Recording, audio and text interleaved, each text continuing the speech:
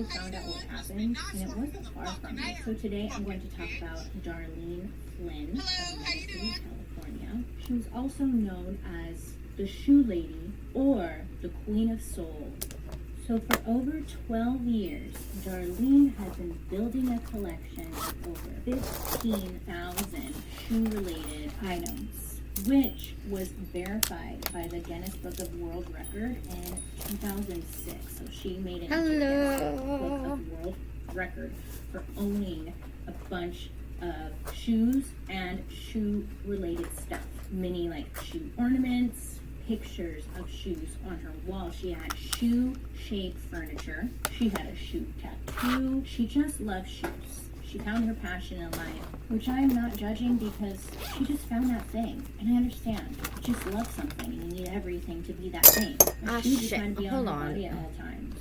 Okay, take a shot for every time I say shoe.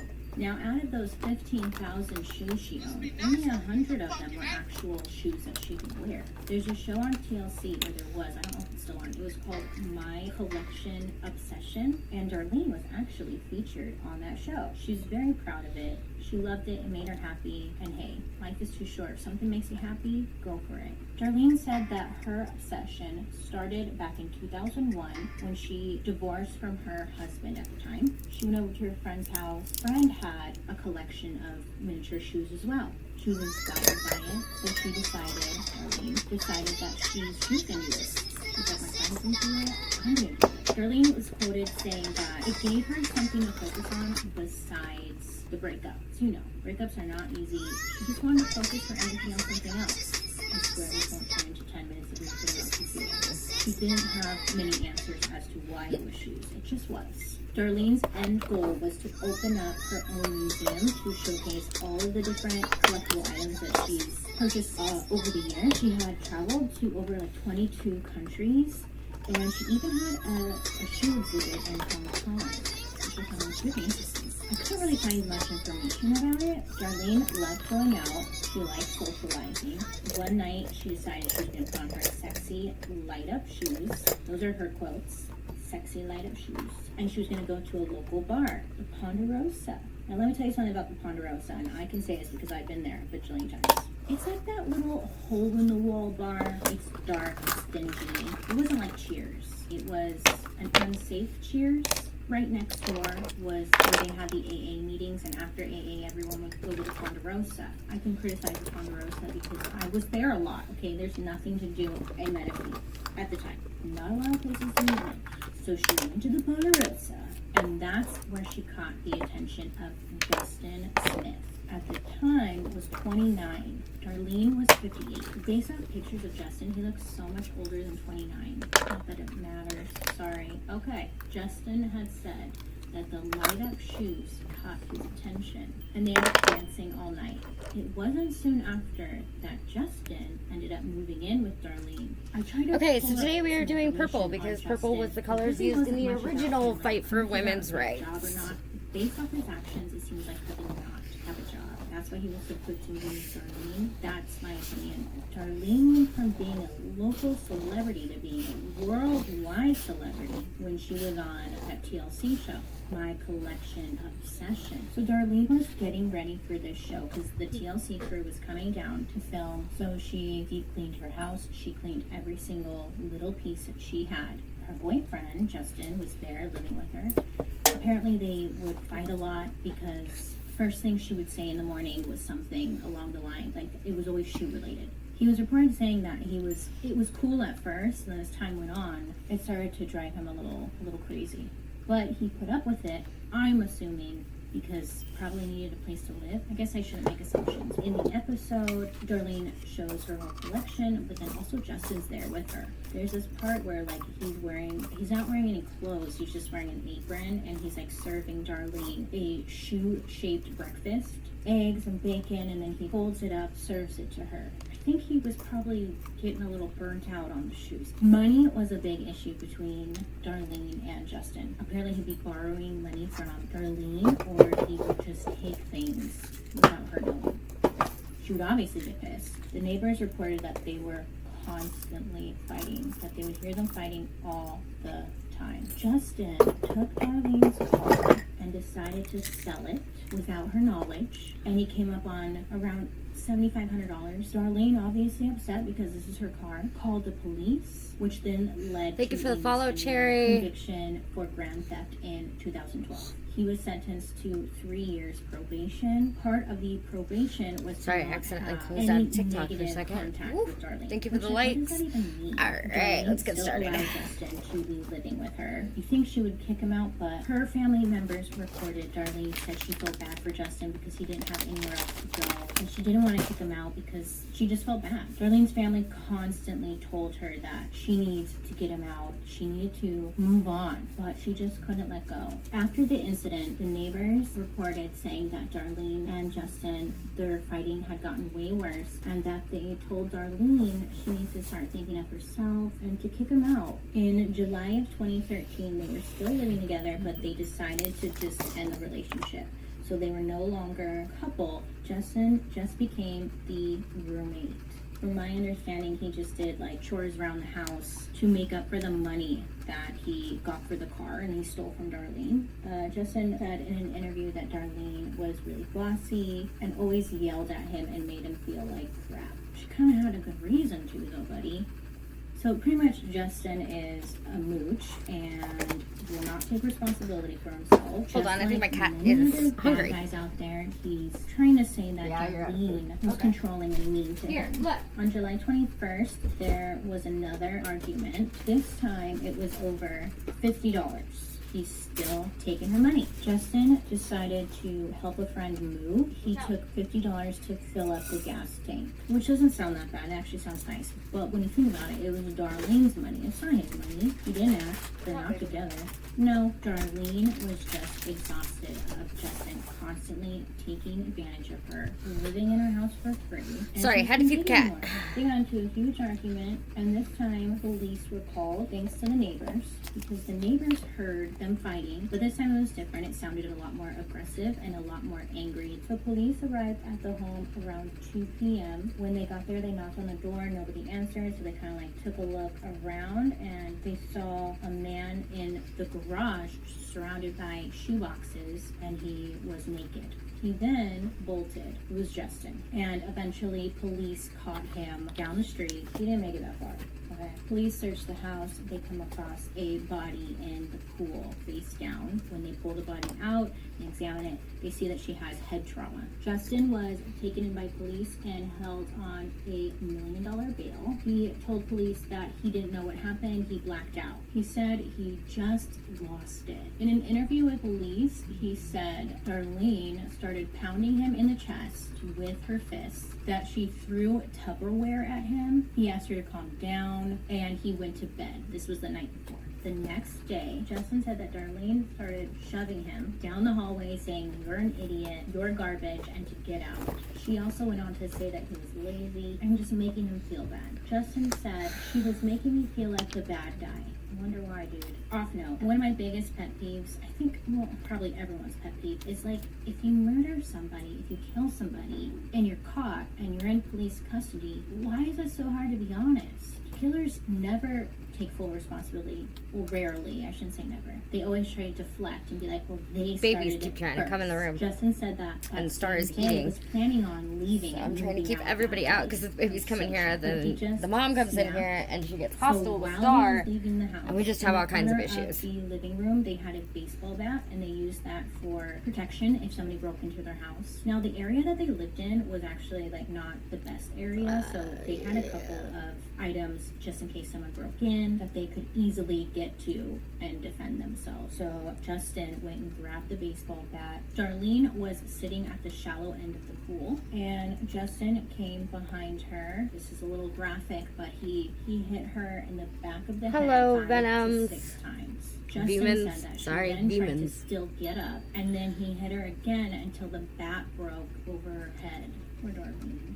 And then Justin walked back into the house and ate lunch. Sadly, Darlene did not make it. When cops found her, they said that she was like unrecognizable. Justin's lawyers insisted. Thank you for sharing the live. I very much appreciate it. Was hoping to get him a lighter sentence. Prosecution said that he knew exactly. Trying to reach my goal of 10K before Halloween. That's my goal. Halloween.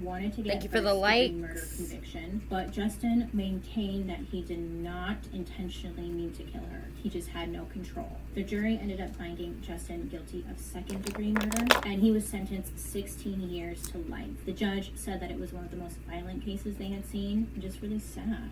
And that's the end of that story. I hope Darlene is resting in peace. I hope she's surrounded with things that, like, a bunch of shoes.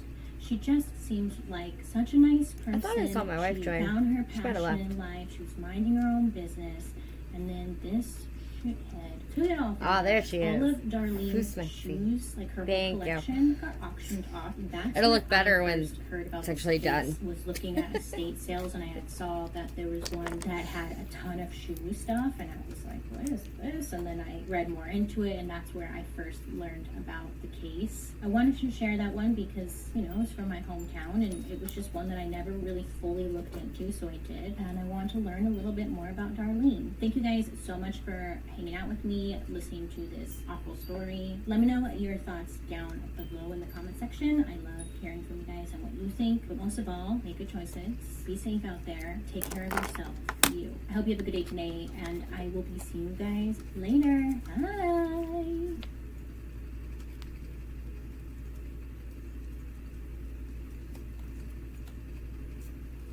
Hi friends, how are you today? That's good to hear, I'm glad. Unless you're having a bad day, I'm sorry. My name is Bailey Sarian, and today is Monday, which means it's Murder, Mystery, and Makeup Monday. My theme song. Anyway, so if you're new here, every Monday I've been sitting down, doing my makeup, and then talking about a true crime story that is all on my noggin. So if you like true crime, if you like makeup, go ahead and hit that subscribe button. Every Monday, I'm here. Yeah.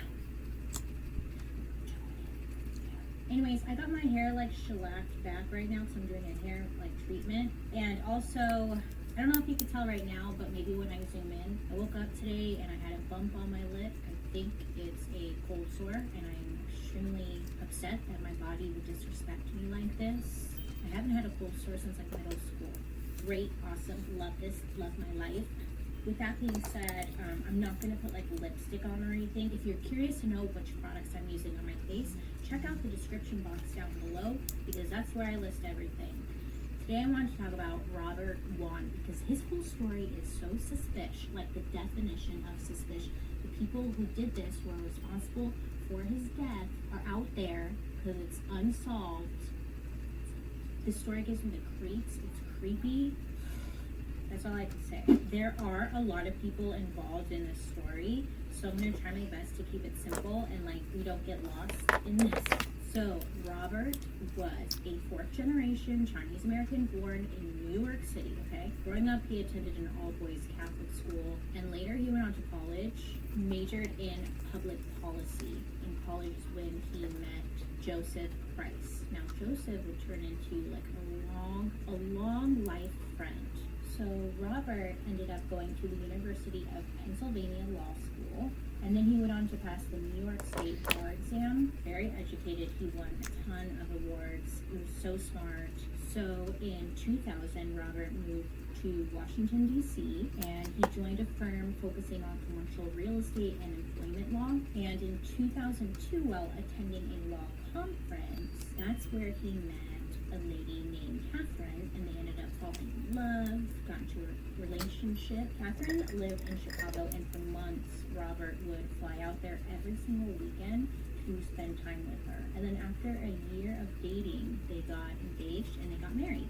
So then by 2006, Robert was 32 years old. He lived with his wife, Catherine, in Oakton, Virginia. And then on June 30th, Robert left his current job. Yeah, and then he went to a new job, and he took on the title of General Council for Radio Free Asia, which was an organization that broadcasts news, pretty much giving information, commentary to people in East Asia. So Robert and his wife, they would commute 20 to 30 miles to their jobs in Washington, D.C. So it was like a pretty long commute for both of them. So Robert decides that he wants to attend a law education course, and it would be held late in the evening, which he didn't necessarily mind because obviously it's going to help him like better his career and whatnot. The downside of that, he would stay late, he would commute home. As soon as he got home, he then would have to shower, get ready for bed, and then like 6 hours later, wake up, get ready for work, commute to work, stay there all day, do the same thing over and over again. So he figured it would be so much easier if I could just like crash out here in Washington, D.C., maybe with a friend or something, so that I wouldn't have to commute all the way back home and like, I'm just tired, I just want to go to bed. You know, he was just wanting to crash somewhere because it made more sense versus commuting and all that stuff. Robert's wife agreed, and she was like, yeah, you should, I'm sure it's not what she said, yeah, you should. She agreed though, she understood. So originally Robert places a call to a female friend asking if he can stay at her place on the night of August 2nd rather than commuting home after his long day. But she had to decline for some reason. I don't know why. But she declined, which was totally fine. So Robert's kind of going through like down his list of, okay, who else can I hit up? Then Robert decides to hit up Joseph Price. Now, earlier I mentioned Robert had met Joseph when he was in college. Anyways, so he hits up Joseph because they're still like friends. Joseph lived in downtown Washington, D.C., so it was like close to his work. Ideally, like, it'd be awesome if he could stay there. So Robert asked Joseph, can I crash at your place? Gives him the whole rundown. And Joseph, he agrees. And Robert sets his plans pretty much into motion. Robert tells his wife that on Wednesday, August 2nd, he will commute to Washington with her in the morning because they both commuted to Washington. And then she would go home like normal, and he would attend that class at nighttime. Once the class was over, he was going to go to Joseph's house and stay the night there, and then all of that. Robert's wife was down with the plan. She helped him pack a little night bag. Now, Joseph lived in a townhouse not far from Robert's shop. So Joseph is a lawyer and a very prominent one. He mainly focuses on gay rights advocacy. His job working in intellectual property litigation, trademark, and copyright disputes. So Joseph had lived in this townhouse with his domestic partner, Victor. They had been together for... Okay, baby, have a good day. They also had another guy living in this townhouse, and his name is Dylan. Their relationship is kind of confusing, but they would describe it as just polyamorous. They constantly refer to themselves as a family, but they all kind of had different relationships. I won't go too much into it because I feel like it get really confusing. So polyamorous. I'll see you when you get home, jackass. With Joseph. Let's call him Joe. It's just going to be easier. Joe has a partner named Victor. They've been together for like the longest amount of time. And then they added on the third guy, and his name is Dylan. Got it? Okay. So Victor, he worked as a senior marketing manager for milk, like actual milk. He worked as the marketing manager for the milk processors education program. So this group is responsible for the famous Got Milk campaigns. Do you remember those? So Victor's like low-key famous. What happened to those? Dylan, the third guy, graduated from a massage therapy school, and he worked as a massage You won't get therapist. lost. You know your way around too well to get They lost. shared the master bedroom. While Dylan took a bedroom on the second story. This house is 3 stories high. So Dylan's on the second floor. Victor and Joe are on the top floor of the master bedroom. So Dylan and Joe had a sexual relationship, but I guess not with Victor. When asked about their relationship, Joe and Dylan, it's referred to as being a dominant, submissive sexual relationship with Dylan being dominant. I guess You don't want to find him. You don't even like him. BDSM, some being tied up, some really freaky stuff, which we'll talk about later because they do think it's part the story somehow. But, like, I'm not trying to shame you if you're into that or anything. Like, do whatever you want, as long as you're not hurting anybody. Like, I'm not here to judge. Okay, and then guess what? Oh, God. There's a fourth person who lives in the house. Her name's Sarah. Apparently she's friends with Victor. But luckily, she was not there that night that everything went down. She told the family, the household, that she was going to be gone for the night. So she's not in this story. You don't like him, so why would you want to find him? For now, Sarah lives there, but she's not there. My wife successfully went out and bought me powder yesterday. The way to go through this is just I'm really proud of her. the order the events happen. She doesn't wear makeup, Most so of the information thank you for the gets likes, out Sydney. After the murder took place, to avoid a lot of confusion, just gonna kind of go in order. August 2nd, Robert and his wife commute together to work, just like planned. Robert's wife goes home. Robert stays behind and does his work training and whatnot. Good morning. And Thank then you. I hope you have a good day too. He calls his wife just to check in with her. At 10:24, Robert calls Joe. This call obviously isn't like recorded or anything, but based off of what Joe said is that Robert was just checking in, letting him know that he would be leaving shortly to grab a taxi and he would be over pretty soon. Thank you for the likes. From work I love you too, to baby. Joe's place, it only took 8 minutes. So he was going to be there. When Joe was later interviewed, they asked him what he was doing at this time, and Joe said that all of the guys in the house had just finished dinner, they were cleaning up, and then he was cleaning up a mess from an overflowing shower. It was also said that Victor was up in his room, and he was watching Project Runway, and that Robert had arrived sometime between 10:30 and 10:40. Joe says when Robert arrived, Joe and Dylan were still up and they were in the kitchen, and they're the ones who like welcomed Robert inside the house. So they all like stood in the kitchen and they had some small talk, and they gave Robert a glass of water, just kind of lively caught up. And then Robert expressed that, you know, he was really tired from his long ass day and that he just really wanted to go to bed, and that he would definitely want to catch up with them in the morning. He was just super exhausted and wanted to knock out. And they all went up to their bedroom. Joe showed Robert where his bedroom was at, let him go into his bedroom, went back upstairs. Dylan went to his room, took his sleeping pill, started reading, knocked out, whatever. Dylan says he heard the shower start running, so he assumed that Robert was taking a shower and then he fell asleep. So at this point, it was about 11 o'clock at night, okay? He lays in bed and he starts watching TV, but Victor, the boyfriend, he asked Joe to turn off the TV because he just wanted to go to sleep and it was like distracting or it was too loud or something. And then they both just decided to go to bed. No TV. Fine. So then, between 11:05 and 11:07, there were 2 emails that were drafted. One of the emails was written to Catherine, Robert's wife, saying that he made it to the home, didn't take a shower, and he was going to go to bed and he would talk to her the next day. The second email was to a work colleague confirming the lunch appointment that they were both going to have tomorrow, the next day. They were both drafted. They were never sent. They were just unsent. The townhouse that they all live in, it has an alarm system. The alarm system, of course, was not active that night, so somebody had turned it off. But even when it's not active, there's a door chime that goes off if the front door, the back door is opened and closed. So, you know, the little beep beep when you walk in. Apparently the neighborhood that they lived in had a very high crime rate, and like everybody had an alarm system. It would just be ridiculous to not turn your alarm system on. Victor and Joe are in their master bedroom, they're sleeping, and they hear the ching ching. They said they didn't think twice about it because they thought, well, maybe Sarah, the roommate, maybe she is just coming home early.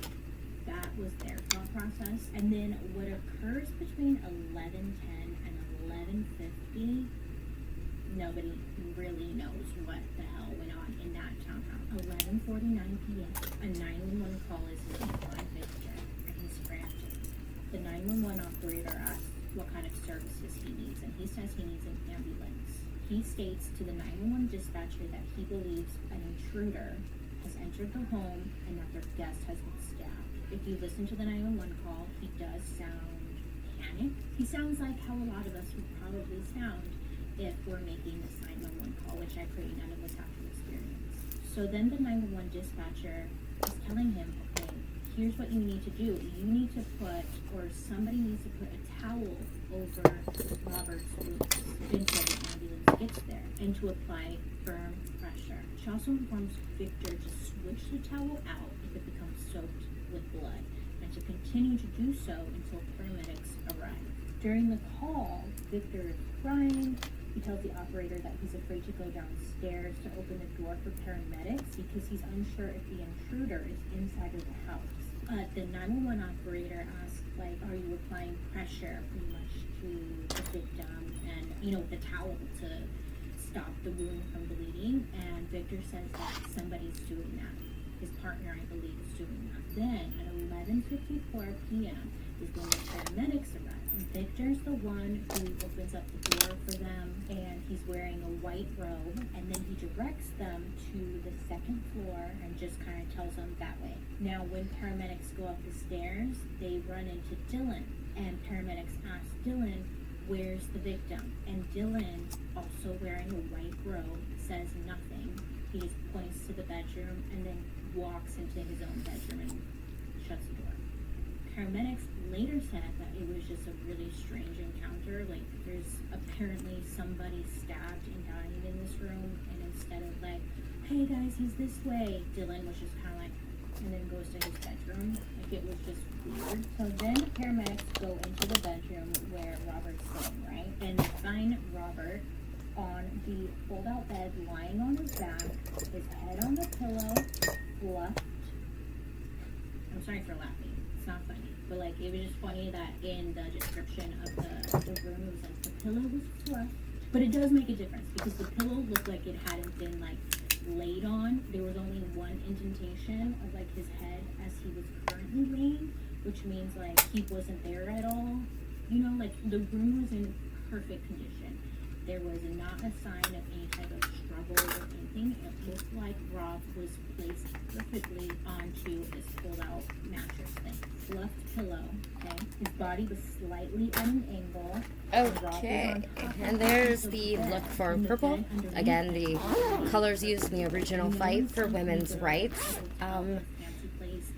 I hope you enjoyed the look and getting ready with me, and I hope I will see you all tomorrow where we will be starting over our women's rights looks, or various rights looks, and we will be starting over with pink. So make sure you join me tomorrow. I will see you all later. Have a wonderful day. Make good choices. Don't do anything I wouldn't do. Bye. He was apparently like a teeth grinder.